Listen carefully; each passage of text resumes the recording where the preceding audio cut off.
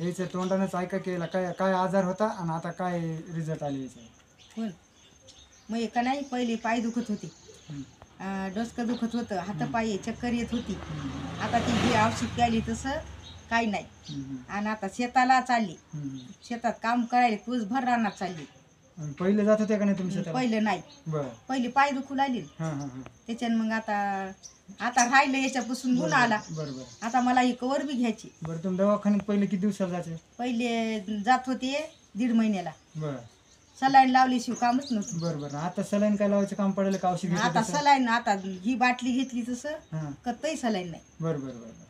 ते मालक हां हां. मला काय म्हणते? मालक माहित होते पहिली कामाला जात होती येत होती. हां हां. आणि आता तर पळायली शेतात याच्यात. मी म्हणलं राहिले ना आपलं आता. म्हणजे पहिले तुम्ही जात नव्हते समजा? नाही नाही. आता मालकाचं म्हणणं आहे की तुम्ही आता कसं काय चाललं? आता कशी चालली. हां, हां. मग याच्यापासून मला हां हां.